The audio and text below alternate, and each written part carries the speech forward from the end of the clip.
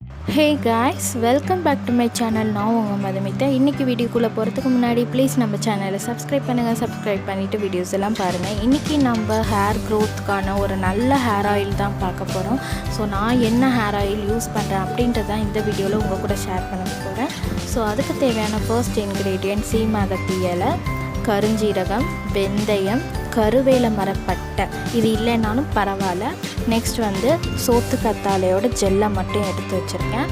அடுத்து மருதாணி இலை, வேப்பல்லை, கருவேப்பிலை, சின்ன வெங்காயம், இஞ்சி.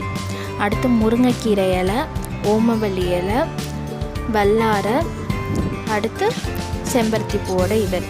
அதுக்கப்புறம் தேங்காய் எண்ணெய், விளக்கெண்ணெய் எடுத்து வச்சுருக்கேன். இது மட்டும் இல்லாமல் உள்ளேயும் சில இன்க்ரீடியன்ட்ஸ் ஆட் பண்ணுவேன். ஸோ இப்போதைக்கு இதை எடுத்து வச்சுருக்கேன். ஸோ வாங்க வீடியோவில் பார்க்கலாம். ஃபர்ஸ்ட் வந்து நம்ம கருவேப்பிலையை இதில் போட்டுக்கலாம். கருவேப்பிலை வந்து இவ்வளோ தான் எடுக்கணும் இல்லை, நமக்கு எல்லாத்துலேயுமே சரி. நான் அளவு சொல்லலை, ஏன்னா எல்லாமே அதிகமாக நம்ம சேர்த்துக்கலாம், ஒன்றும் பிரச்சனை இல்லை. கருவேப்பிலை, வேப்பலை. கருவேப்பிலை பார்த்திங்கன்னா நம்ம ஹேரை நல்லா கருன்னு வளர்க்குறதுக்கு ரொம்ப ஹெல்ப் பண்ணும். அதே மாதிரி வேப்பலை நம்ம தலையில் எந்த அலர்ஜியும் இல்லாமல் பார்த்துக்கும்.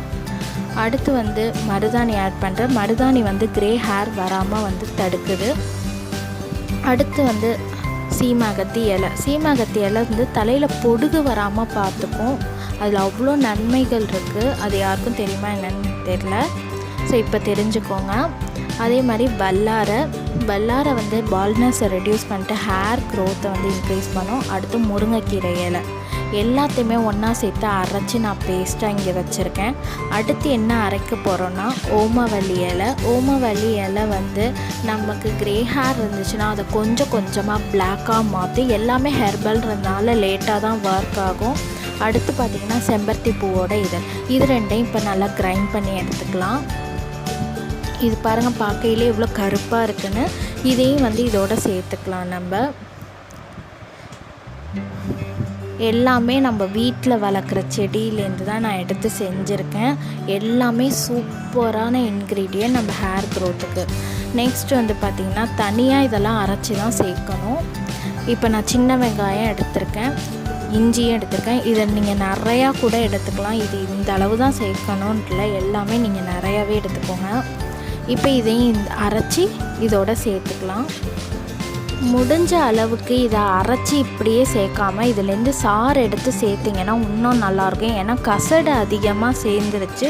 நான் எப்போதுமே சாறு எடுத்து தான் போடுவேன். இந்த தடவை தான் இந்த மாதிரி ட்ரை பண்ணி பார்க்கலான்னு சொல்லி ட்ரை பண்ணேன். பட் அவ்வளோ கசடு சேர்ந்துச்சு. ஸோ நீங்கள் சாறை மட்டும் புழிஞ்சி எடுத்துக்கோங்க. நான் பண்ண தப்பை நீங்களும் பண்ணாதீங்க, எண்ணெய் அதிகமாக வீணாகும். ஸோ சாறு புழிஞ்சுக்கோங்க. ஃபர்ஸ்ட்டு வந்து அதே மாதிரி இரும்பு கடாயில் எடுத்துக்கோங்க. இந்த மாதிரி கடாயில் எடுத்துக்காதீங்க. என்கிட்ட இரும்பு கடாய் இல்லாதனால நான் இந்த கடாயில் எடுத்திருக்கேன். இதில் தேங்காய் எண்ணெய் ஆட் பண்ணியிருக்கேன். அடுத்து வந்து விளக்கெண்ணெய் ஆட் பண்ணியிருக்கேன். ஸோ இதுவும் வந்து பார்த்திங்கன்னா எல்லாமே வந்து எண்ணெய் மட்டும் எல்லாம் ஒரே அளவில் எடுத்துக்கோங்க. உங்களுக்கு எந்த அளவு வேணுமோ அந்த அளவு எடுத்துக்கோங்க. அடுத்து வந்து நல்லெண்ணெய் இதில் சேர்க்குறேன். தேங்காய் எண்ணெய், விளக்கெண்ணெய், நல்லெண்ணெய் எல்லாம் ஒரே அளவில் எடுத்து சேருங்க. எந்த அளவில் எடுக்கிறீங்களோ அந்த அளவுக்கு. அடுத்து சோத்து கத்தாழை ஜெல் ஒரு கப்பு ஃபுல்லாக நான் எடுத்திருக்கேன். அதை அப்படியே ஆட் பண்ணிட்டேன். அடுத்து இப்போ அரைச்சது எல்லாத்தையும் இதில் சேர்க்குறேன். அதே மாதிரி இதில் இன்னொரு முக்கியமான இன்க்ரீடியன்ட் இருக்குது. என்னென்னா கரிசலாங்கண்ணி. இந்த சீசனில் அது கிடைக்காததுனால நான் அதை சேர்க்கலை, இல்லைன்னா கண்டிப்பாக அதை சேர்த்துருப்பேன். ஸோ உங்களுக்கு அது கிடச்சிதுன்னா கண்டிப்பாக வந்து சேர்த்துக்கோங்க. நல்லெண்ணெய் வந்து ரொம்ப குளிர்ச்சின்றதுனால நான் அதை மட்டும் கம்மியாக சேர்த்துக்கிறேன். உங்களுக்கு ஒத்துக்குன்னா நீங்கள் வந்து எல்லாமே ஒரே அளவில் எடுத்து சேர்த்துக்கலாம். இப்போதைக்கு இதை சேர்த்து காய்ச்சனா அடுத்து என்ன சேர்க்கணுன்னா கருவேல மரப்பட்டையை வந்து ஒரு 2 இது இருந்துச்சுன்னா ஆட் பண்ணுங்கள். இல்லைன்னா இது வந்து ரொம்ப முக்கியமான இன்க்ரீடியண்ட்லாம் கிடையாது. நீங்கள் ஜஸ்ட்டு சேர்த்துக்கிறதுனா சேர்த்துக்கலாம் கிடச்சதுன்னா, இல்லைன்னா விட்டுருங்க. அடுத்து இதில் வெந்தயம் சேர்க்குறேன், கருஞ்சீரகம் வந்து சேர்த்துக்கிறேன். எல்லாத்தையும் சேர்த்து நல்லா வந்து காய்ச்சணும். இதோட சலசலப்பு அடங்குற வரைக்கும் காய்ச்சணும். ஒரு 1.5 மணி நேரத்துக்கிட்ட நான் இதை காய்ச்சிருக்கேன். அடுத்து வந்து இப்போ நான் நைட்டு தான் காய்ச்சிருக்கேன். அதனால் வந்து ஒரு நாள் ஃபுல்லாக ஊற விடணும். அடுத்து மறுநாள் காலையில் பார்த்திங்கன்னா நான் இதை மறந்துட்டேன் போடுறதுக்கு. அதனால் தனியாக எடுத்து செய்ய போகிறேன். 6 நெல்லிக்காய் எடுத்து பீஸாக கட் பண்ணி அரைச்சி ஜூஸை மட்டும் எடுத்துக்க போகிறேன். ஸோ நான் இதை மறந்ததுனால கடைசியாக சேர்க்குறேன். உங்களுக்கு வந்து நீங்கள் வந்து முதல்லே வந்து சேர்த்துருங்க.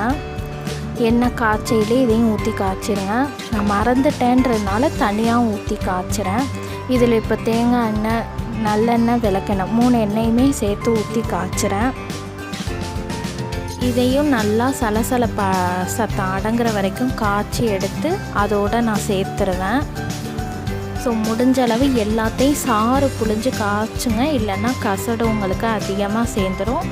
கரிசலாங்கண்ணி கிடச்சிதுன்னா அதையும் சேர்த்துக்கோங்க. இப்போ நான் ஒரு நாள் ஃபுல்லாக வந்து ஊற வச்சுட்டேன். அந்த எல்லாத்தையும் ஒன்றா போட்டு இப்போ நான் எல்லாத்தையும் வடிகட்டி எடுக்க போகிறேன். ரொம்ப அதிகமாக கசடு சேர்ந்துருச்சு. ஸோ இந்த மாதிரி சேர்க்காதீங்க, சாறு புழிஞ்சு சேருங்க, அதுதான் உங்களுக்கு கரெக்டாக இருக்கும்.